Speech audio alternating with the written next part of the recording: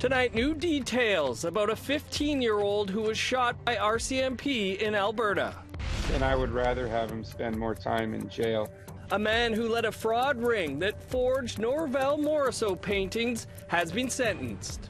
Unfortunately, this is a 21st century problem and we're trying to solve it with 20th century tools. And hip-hop artist Drees warns about the use of AI on social media.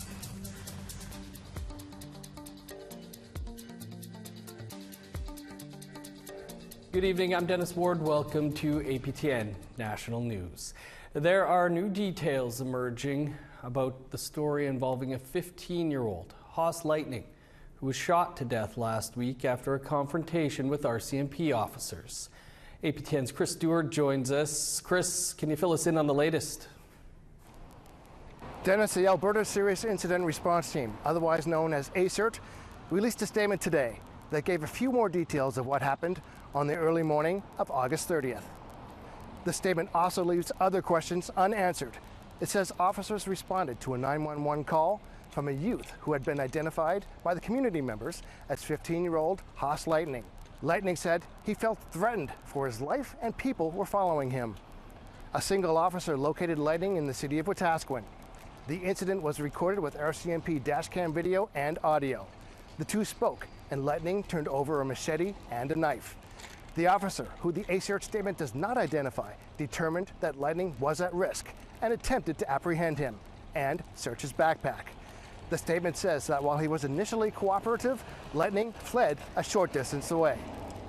The officer followed in his car and was joined by an unspecified number of other officers assisting the call. According to ACERT, the officers approached Lightning and a confrontation occurred. Two officers discharged their firearms. First aid was provided and EMTs transported Lightning to a hospital where he died. The ACERT statement does not say what Lightning was at risk of, how many times he was shot, or why he was shot if the machete and knife were no longer in his possession. ACERT is asking for any witnesses to contact them. The officers have been placed on desk duty for the time being. The RCMP and ACERT are both investigating. We'll have more on this story as it develops. Back to you, Dennis, in Winnipeg. And our Truth in Politics panel will be here later in the show to discuss this issue more. A man who headed up a fraud ring, forging more than 2,000 pieces of art by Anishinaabe artist Norval Morrisseau, has been sentenced to 5 years in a federal penitentiary. APTN's Fraser Needham has more.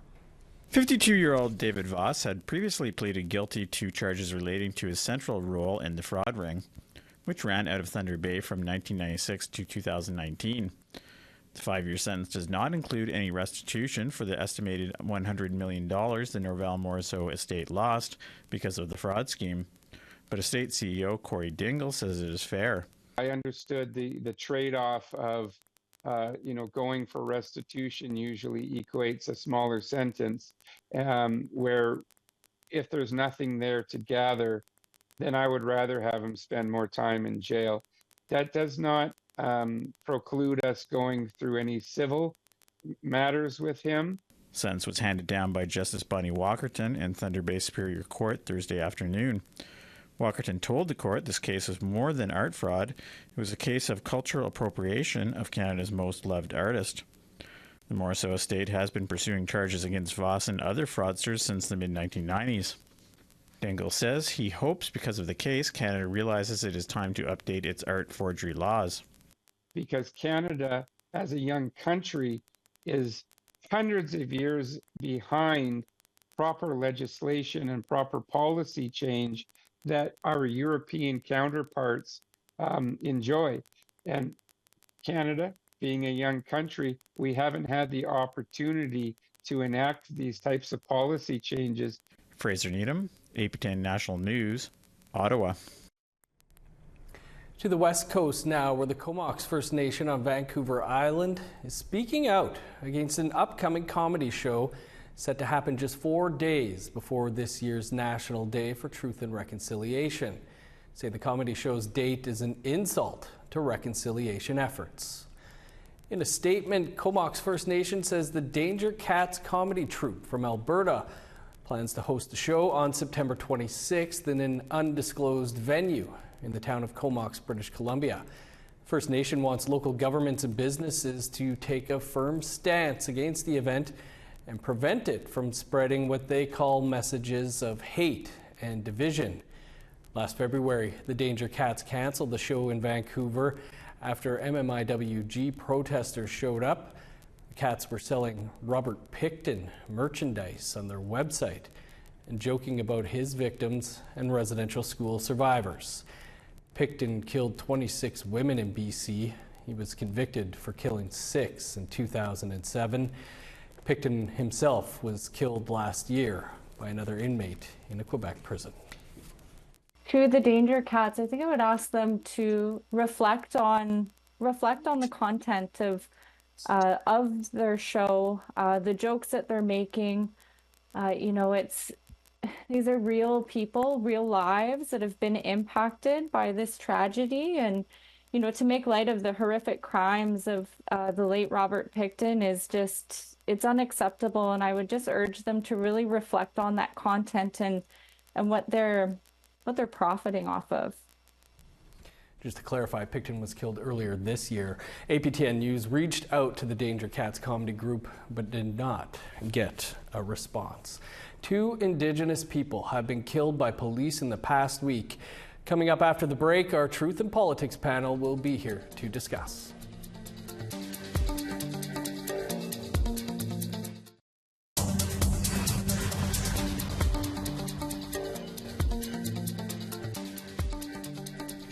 Welcome back.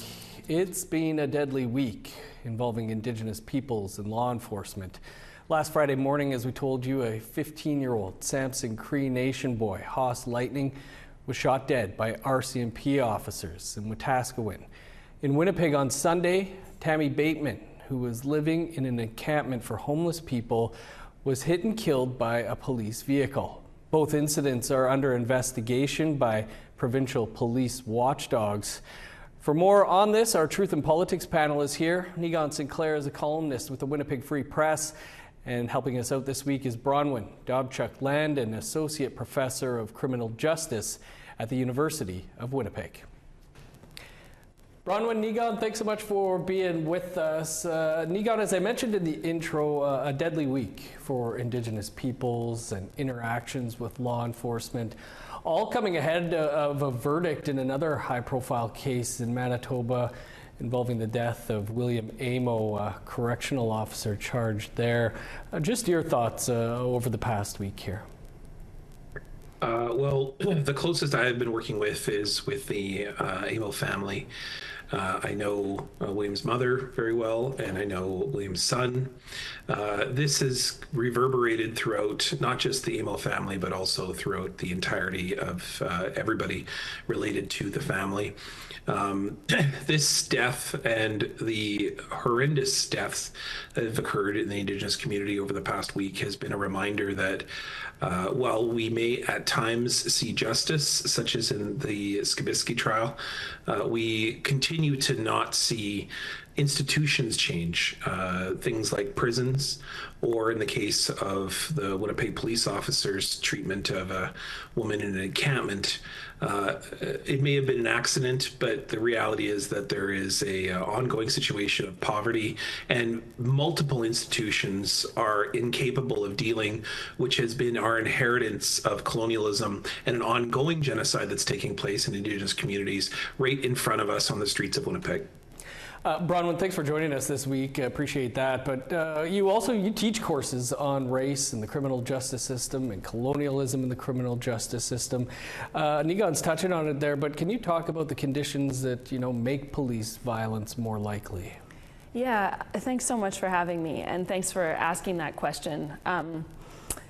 I think that sometimes we get into kind of mental gymnastics about what the causes of police violence are, and really fundamentally the causes of police violence are policing itself. the surest way to reduce police violence, the surest evidence-based way, is to reduce people's contact with the police. And instead, what we've seen over a few decades of decision-making in Winnipeg and Manitoba now is the steady creation of a situation where when people are in crisis, when people have emergencies, or even when people aren't in crisis and don't have emergencies, they are more likely to be responded to by the police rather than some other type of service response. So the conditions that make people vulnerable to interpersonal violence are actually really similar to the conditions that make people vulnerable to police violence. And those are the conditions that reduce people's power over their own lives, the conditions that reduce the spaces that people are allowed to exist in ways of their choosing, the conditions that cause people to be scrutinized for having needs that are visible. You know, I think that the movement to defund and detask the police is really about reducing violence of all kinds, in this sense of the more that we can empower a range of responses to people's problems that they can access in ways of their choosing, the more we will see people protected from violence, including police violence. Niigaan, there are calls for accountability here in Winnipeg, also in Samson Cree Nation. What can the Indigenous community do to hold police accountable? No one has ever said we need to get rid of all police and not have police. I mean, that's the biggest misnomer and misunderstanding. The Indigenous community is taking the lead in different imaginations, different ways in which police systems can truly be about justice.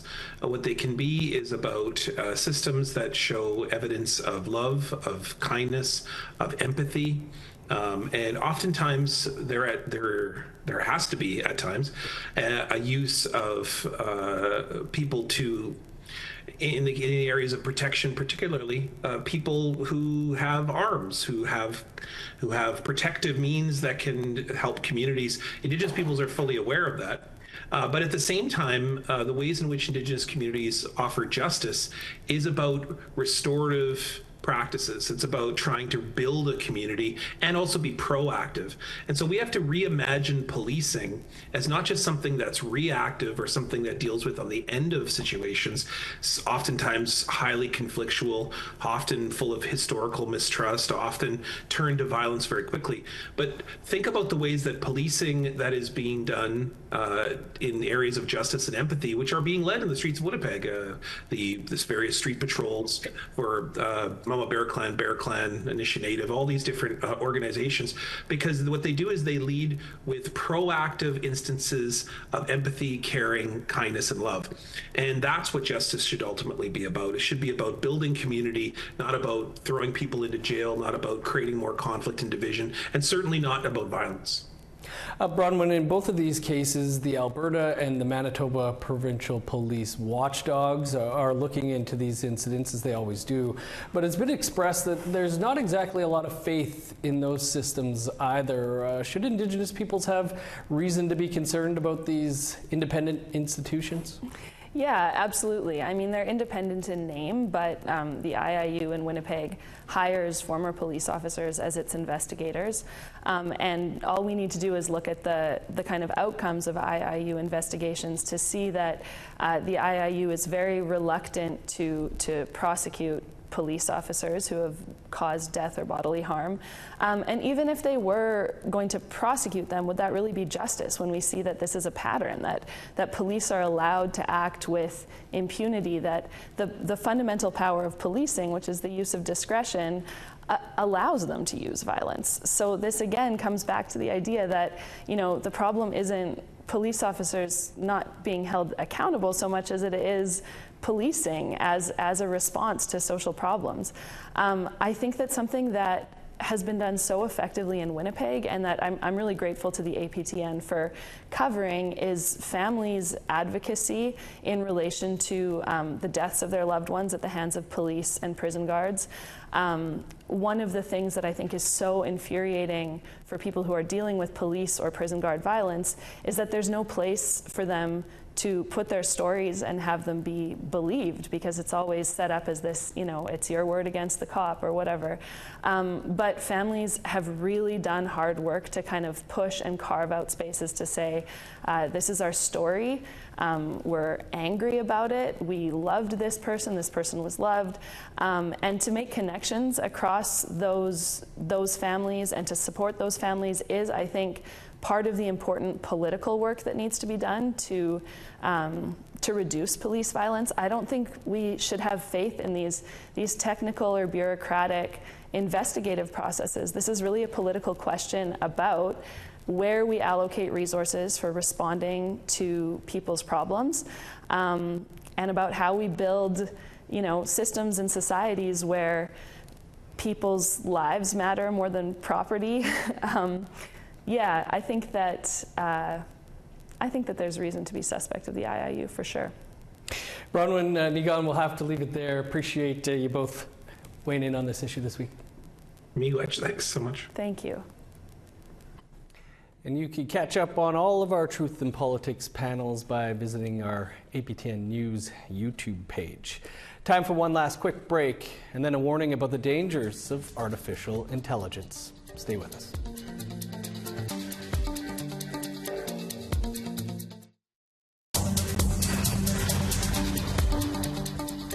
Welcome back. Time now for our photo of the day. Skimming across the calm waters of West Hawk Lake, Jason Corshane, still on holidays, snapped this photo of the clear skies while enjoying his vacation time in southeastern Manitoba. Enjoy, Jason. Be sure to share your photos by sending them to share@aptn.ca for the chance to be our next photo of the day. Now let's take a look at your Friday weather forecast. Starting on the East Coast, cloudy and 20 in Halifax, 24 in Fredericton. Cloudy and 7 in Kuujjuaq, partly cloudy and 9 in Nain. 27 in Montreal, just 8 above with showers in Val-d'Or. 13 with rain in Sault Ste. Marie, showers and 18 in North Bay. 15 in Thunder Bay, partly cloudy and 16 for Sioux Lookout. 17 in God's Lake, Thompson and Puckatawagan. 19 with showers in Winnipeg, 20 in Brandon. 24 and sunny skies in Regina, 28 under the sun in Saskatoon, 27 in Meadow Lake, sunny and 23 in La Ronge. Over in northern Alberta, 25 in High Level, 24 in Fort Chipewyan. Sunny and 32 in Edmonton and Medicine Hat, 31 in Lethbridge. 23 and sunny in Vancouver, 35 under sunny skies in Kamloops, 28 and sunny in Prince George, 25 in Smithers, 19 in Old Crow, 17 for Whitehorse, 21 in Yellowknife, sunny and a high of 22 in Norman Wells, 10 in Sax Harbor, showers and 16 in Polituck, 11 in Chesterfield, 12 in Whale Cove, -1 with snow in Resolute, snow and 2 in Arctic Bay.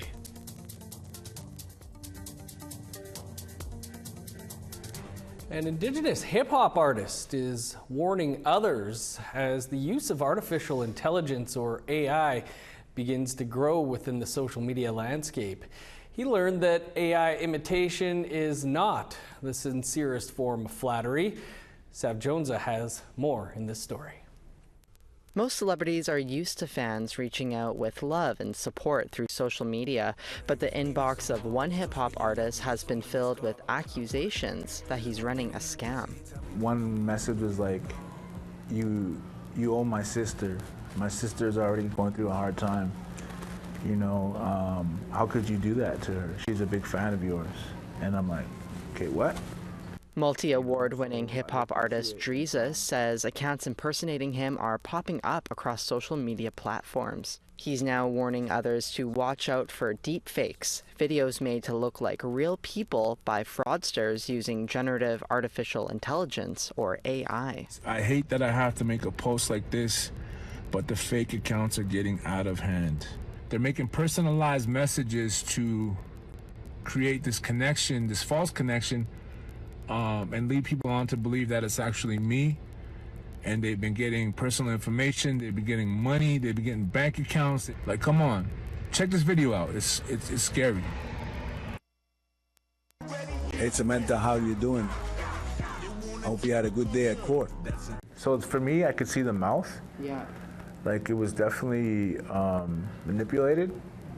And yeah, the way the eyes are kind of, it was different. It was so weird to me. It's like, it was almost like seeing a robot version of myself, you know, and it freaked me out. Turns out Dreezus isn't alone in his struggle.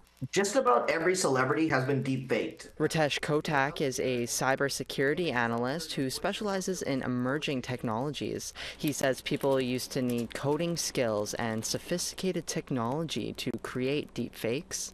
However, now the technology has become very simple, and you could literally use apps that you could download in the App Store to essentially clone someone's voice, recreate an avatar that looks very realistic of a particular individual. Kotak says some people use deepfakes to sway public opinion or just to have fun, but they're mostly used for scams for financial gain. Dreezus says that motive is not what he stands for and goes against his message of building up community.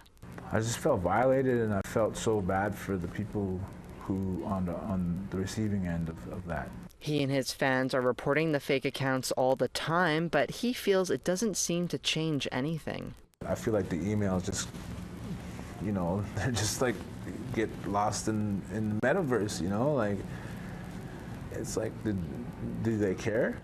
APTN News reached out to Meta, who owns Facebook and Instagram, as well as TikTok, the three platforms used by the fake accounts. Meta told APTN News that they've removed some of the accounts APTN News brought to their attention for violating their authenticity and scam policies. They added that in their second fiscal quarter this year, Meta actioned 1.2 billion fake accounts, with 99.7% of accounts actioned before people reported them. While TikTok continues to investigate, they remind others to report such accounts under the reason of impersonation. So social media companies can definitely do more, but it's essentially a game of whack-a-mole. You figure out 2 ways of preventing this technology from being used, and 4 new ways to circumvent those protection measures crop up. And that's just the rate of change that's happening in this space. So more needs to be done. There needs to be greater investment.